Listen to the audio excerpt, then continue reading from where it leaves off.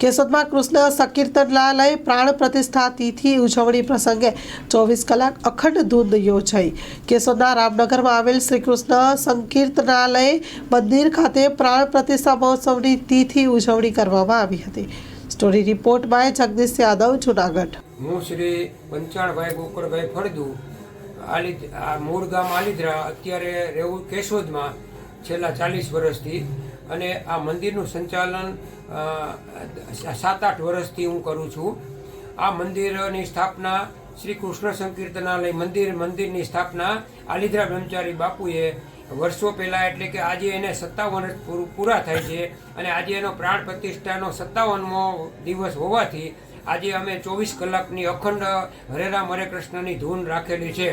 પૂજ્ય ગુરુદેવ આલિદ્રા બ્રહ્મચારી બાપુ એ પોતાના જીવનકાળ દરમિયાન એમના શબ્દોમાં કહીએ તો પગે ચાલીને 3 લાખ માઇલ, એટલે કે ત્યારે વાહનની વ્યવસ્થા નહોતી, એટલે પગે ચાલીને ગામડે 24 કલાકની 48 કલાકની, 1.25 વર્ષની, 1 મહિનાની એવી રીતે ધૂનો એમણે બેસાડેલ છે।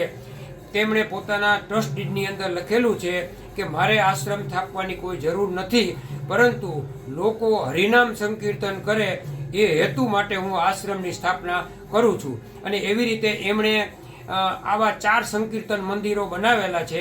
એક કેશોદમાં છે, એક જૂનાગઢમાં છે, અને માંગરોળમાં છે, અને આલિદ્રામાં પણ છે। આ કેશોદના મંદિરની સ્થાપના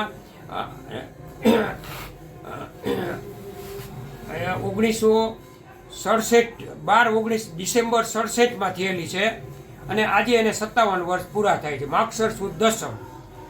પછી શરૂઆતમાં કેશુભાઈ મૈયારામ ભટ્ટ વર્ષો સુધી ધૂન એણે અખંડ ચાલુ રાખેલી છે, અને ત્યાર પછી જરાક પબ્લિક વધી અને ધીરે ધીરે પછી ગામના લોકો વધારે રસ લઈને ધૂન બોલવા માટે આવવા માંડ્યા છે, અને અત્યારે અમે 30, 35, 40, 45, 25 એની આસપાસની સંખ્યામાં રોજ 9 થી 10 1 કલાકની અખંડ હરે રામ હરે કૃષ્ણની ધૂન અમે કરીએ છીએ।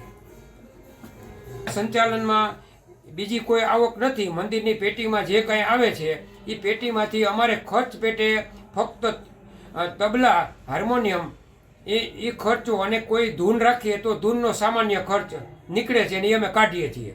એ સિવાય કોઈ બેલેન્સ અમારી પાસે છે નહીં, અને હમણાં થોડાક સમયથી 3 સભ્યોના નામે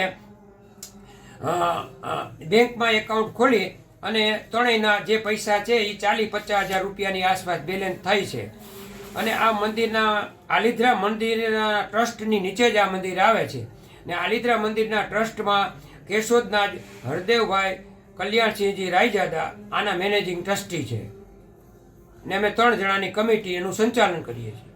દર વર્ષે 24 કલાકની ધૂન જ્યારે મંદિરની પ્રાણ પ્રતિષ્ઠા દિવસ આવે છે, માગસર સુદ દસમ, ત્યારે 24 કલાકની અખંડ ધૂન, અને 300 થી 350 ધૂન મંડળના સભ્યો અને જે બહેનો ધૂન બોલવા આવે બહેનો, એ બધાયનો અમે જમણવાર રાખીએ છીએ, અને એને માટે અમને દર વર્ષે કોઈક ને કોઈક યજમાન મળી જાય છે, અને યજમાન એનો ખર્ચો 45 થી 50 હજાર રૂપિયા કે 55 હજારની આસપાસ ખર્ચો થાય છે।